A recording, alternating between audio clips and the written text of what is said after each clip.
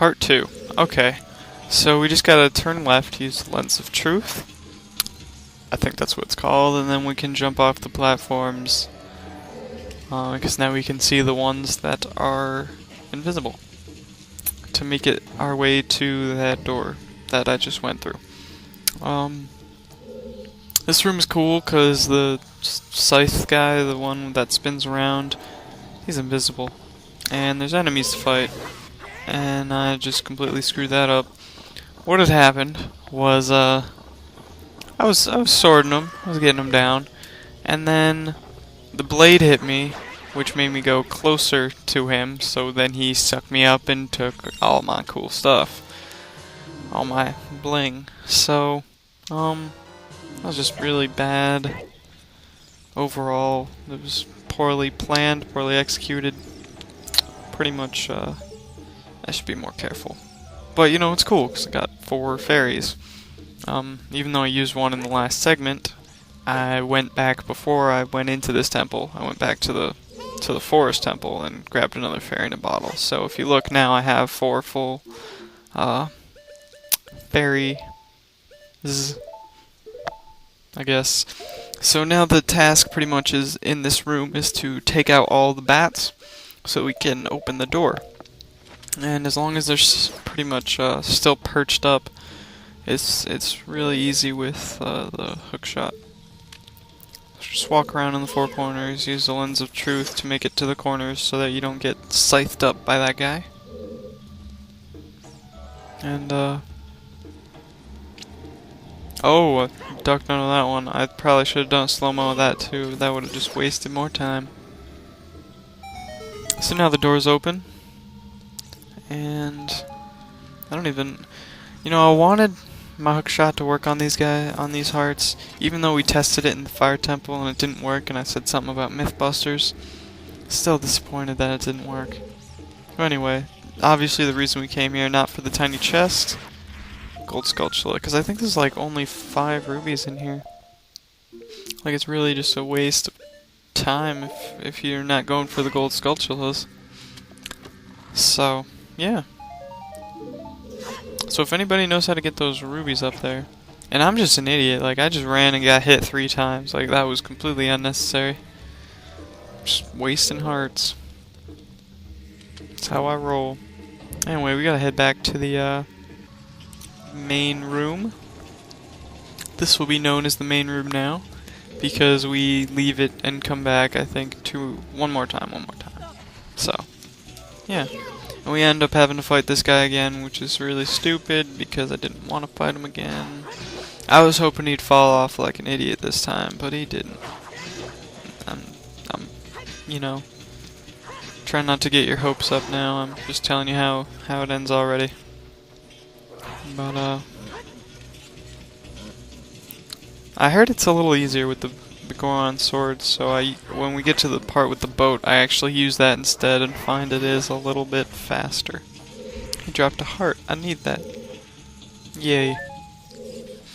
Okay. Now we can jump on the platform that's moving up and down. You have to wait until it's pretty far down, otherwise you can't jump on it because it's too high. Anyway, now just kind of like get positioned to jump onto the lower area.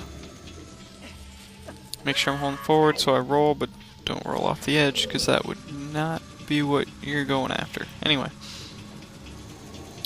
to the left, collect some more silver rubies. When you got all of them, you open the door.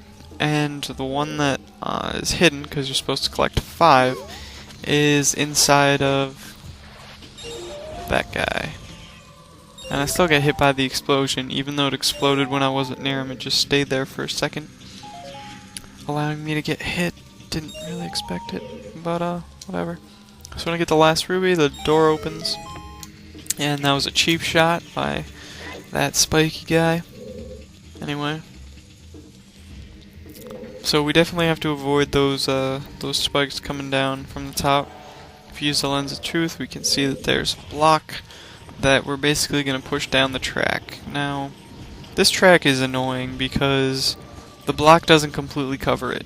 I was mad that there's a little part sticking out on the left, So I pulled it over, but guess what?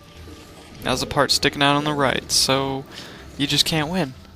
Why would they do that? Why would they make it just off by just a little bit? Those jerks. Anyway, what we have to do is use the block to stop the spikes from crushing us to death. So once you get it so that the block is stopping both of the spikes from coming down, we just gotta run around a little bit. I'm searching for it right now, because I don't really completely remember where I'm going. I mean, I beat this game 10 years ago. I'm just following a text guide now. But on the cages on the left and right, there'll be some arrows and a gold skulltula. I think this, I don't even know what number this is. I'm not gonna lie.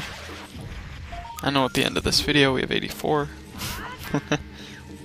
At the end of this segment. Not this video. This is just a part of the 5 videos. But at the end of this temple we'll have 84. And that's how much we need. So now what we have to do is get on top of this place. So we have to pull the block all the way back to as far as it can go on the track. That is pretty much it. Probably should have sped this part up. Didn't even think about it while going through and editing. So we can climb on the block, and then now we can also climb on top of the spikes. And I thought I could make it there, but apparently not. So yeah, I lied. I didn't climb on top of the spikes yet. But I'm gonna figure that out right about... not yet. Right about now, I'll figure out that I can climb on top of the spikes. I'll be like, ooh. That was cool. Then I'll make the chest with the key appear. And behind us is a chest with more rubies that we don't need. And now we can go ahead and climb on the second spiky thing. And use that to get over to the last ledge. Bam! Kerpow! It's like a comic book. Anyway. So we get our small key that we need to get to the next area, as well as some heart pieces that are greatly appreciated. We have to use the lens of truth for this part because there are 2 platforms that we cannot see. And I recommend going slowly over this area right here. I almost fell off. Anyway, obviously if you use the lens of truth, you can see the platforms. I just turn it off for a second to save some green bar, some mana, or magic. I don't know.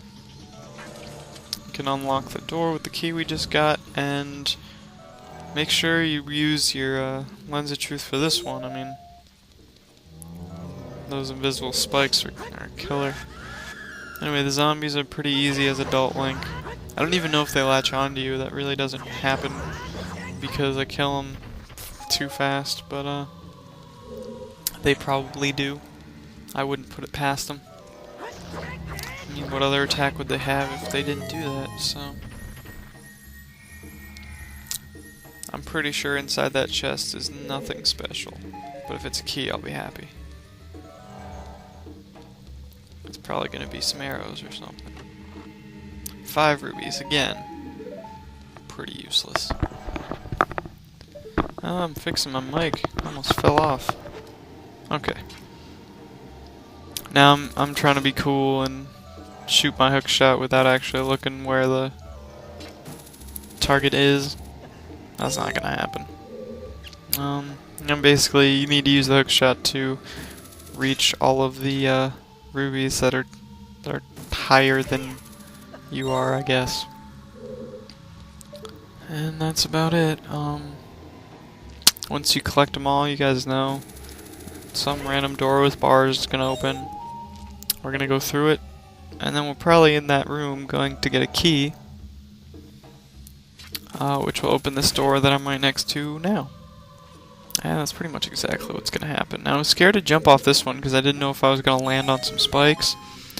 Turns out I landed right next to some spikes, so it's cool with me. And that's gonna end